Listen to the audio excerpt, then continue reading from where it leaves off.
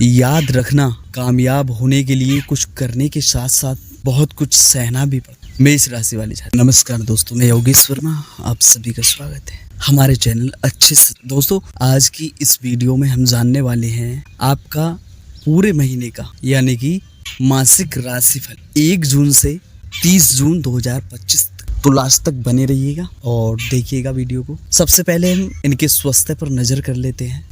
यह महीना स्वास्थ्य के दृष्टिकोण से उतार चढ़ाव से भरा रहने की संभावना है। वैसे तो आपकी राशि के स्वामी मंगल महाराज अच्छी स्थिति में रहेंगे, लेकिन महीने की शुरुआत में कर्क राशि में मंगल का होना छाती से जुड़ी समस्याएं दे सकती। आपको छाती में जकड़न या जलन की समस्या महसूस हो सकती है। उसके बाद मंगल महाराज 7 तारीख से आपके पंचम भाव में केतु के साथ युति करते हुए अंगारक योग बनाएंगे, जो आपके पेट की समस्या दे सकते हैं। इस दौरान पेट में किसी तरह का अल्सर होने या किसी तरह की शल्य चिकित्सा के योग भी बन सकते हैं, इसलिए आपको बहुत ज्यादा सावधानी रखनी चाहिए। ऐसी किसी भी स्थिति से बचने के लिए तैयार रहना चाहिए।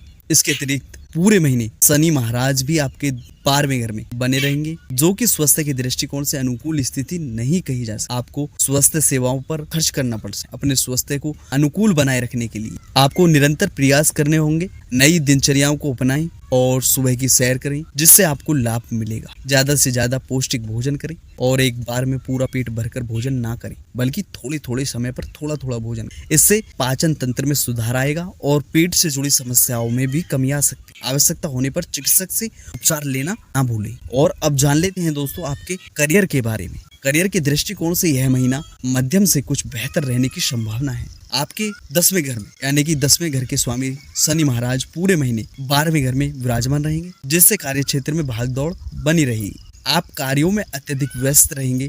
आपके ऊपर काम का दबाव भी रहेगा, लेकिन काम के सिलसिले में एक राज्य से दूसरे राज्य का या एक देश से दूसरे देश जाने का मौका मिलेगा। आपके विदेश यात्रा की संभावनाएं हो सकती हैं। 6ठे भाव के स्वामी बुध महाराज महीने की शुरुआत में तो सूर्य के साथ दूसरे भाव में होंगे, जिससे कार्य क्षेत्र में अच्छी सफलता और धन लाभ के योग बनाएंगे। उसके बाद वह 6 तारीख को आपके 3रे भाव में चले जाएंगे, जिससे आपको कम्युनिकेशन से अच्छा लाभ मिलेगा और नौकरी में स्थिति मजबूत होगी। उसके बाद वह 22 तारीख से आपके 4थे घर में आकर 10वें घर को देखेंगे, जिससे आप कठिन समय से बाहर निकल सकेंगे और अपनी नौकरी में स्थिति को बेहतर बना पाएंगे। 7वें घर पर महीने के अंत तक यानी कि 29 जून तक शुक्र महाराज सप्तमेश होकर दृष्टि डालेंगे, जो आपके व्यवसाय के लिए एक अच्छी स्थिति पैदा करेंगे। इसके अतिरिक्त बृहस्पति महाराज की अमृत दृष्टि भी आपके 7वें घर पर होगी, जिससे व्यापार में निरंतर उन्नति के योग बनेंगे और आपके व्यापार में अच्छी स्थितियां देखने को मिलेंगी। यदि आप इस दौरान विदेशी संपर्कों का लाभ उठा सके तो और भी बेहतर हो सकता है। अब जान लेते हैं दोस्तों आपके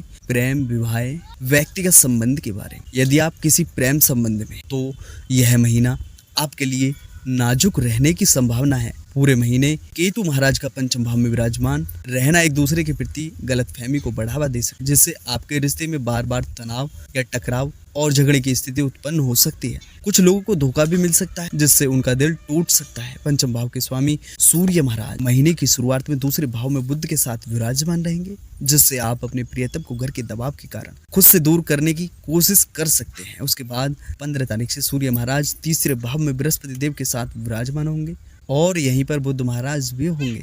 इस दौरान आप अपने दोस्तों से सलाह करके अपने रिश्ते को संभालने का प्रयास करेंगे। हालांकि उससे पहले ही 7 तारीख को मंगल महाराज भी पंचम भाव में केतु के साथ आकर युति करेंगे, जिससे मंगल केतु का अंगारक योग प्रेम संबंध को पूरी तरह से बिगाड़ सकता है। इसलिए आपको बहुत सावधान रहने होगा।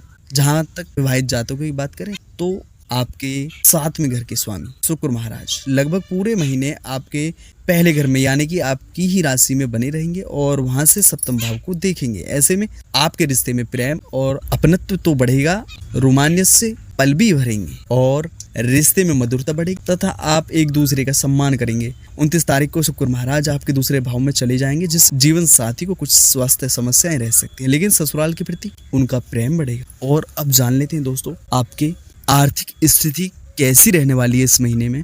यदि आपकी आर्थिक स्थिति को देखा जाए तो यह महीना आपके लिए मिला जुला परिणाम लेकर के आ सकता है। अच्छी बात तो यह है कि आपको इस महीने अच्छी आमदनी प्राप्त होने के योग बन सकते। जून मासिक राशिफल 2025 के अनुसार 12वें घर में पूरे महीने शनि महाराज विराजमान रहेंगे, जो आपके खर्चों में निरंतरता को बनाए रखेंगे। इसलिए इस महीने खर्चे तो लगे रहने वाले हैं, लेकिन पूरे महीने 11वें घर में राहु महाराज विराजमान रहेंगे, जो न केवल आपकी इच्छाओं की पूर्ति करेंगे बल्कि आमदनी में भी लगातार बढ़ोतरी करेंगे। व्यापार में भी आपको धन लाभ के योग बनाएंगे।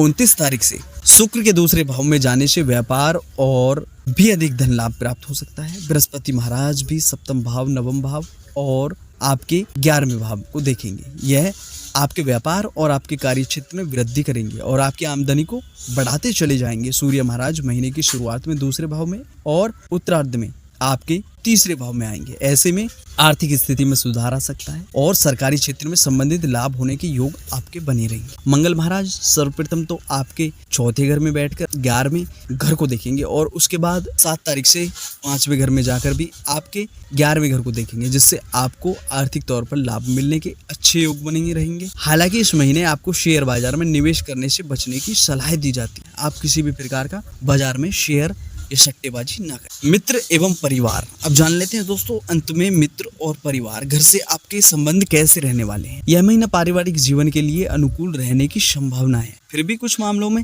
आपको ध्यान देना पड़ेगा। महीने की शुरुआत में मंगल महाराज अपनी नीच राशि कर्क में आपके चौथे घर में विराजमान रहेंगे, जिससे आपका माताजी से झगड़ा हो सकता, उनसे आपकी तनातनी हो सकती और उनका स्वास्थ्य बिगड़ सकता है। इसलिए आपको उनसे अच्छे से बातचीत करनी चाहिए। साथ ही आपको अपने रिश्ते को अच्छे से संभालना चाहिए और उनके स्वास्थ्य का ध्यान रखना चाहिए। दूसरे भाव में सूर्य और बुध एक साथ विराजमान रहेंगे। महीने की शुरुआत में इनका इस भाव में होना पारिवारिक जीवन को अनुकूल बनाएगा। कुटुंब के मामलों में आपको अनुकूल परिणाम मिलेंगे और घर परिवार में अच्छा सामंजस्य देखने को मिलेगा। दूसरे भाव के स्वामी शुक्र का आपकी राशि में होना परिवार के लोगों का आपको सहयोग दिलाएगा। तीसरे घर में बृहस्पति महाराज पूरे महीने विराजमान रहेंगे, जिससे आपको भाई बहनों का सहयोग मिलेगा। उनके लिए भी यह महीना अनुकूल रहेगा और उनके काम बनेंगे। उनकी प्रगति से आपको प्रसन्नता होगी। 6 तारीख से बुध अपनी ही राशि के तीसरे घर में बृहस्पति के साथ आ जाएंगे, जिससे भाई बहनों के रिश्ते में मधुरता आएगी और घर में खुशी महसूस होगी। 7 तारीख से मंगल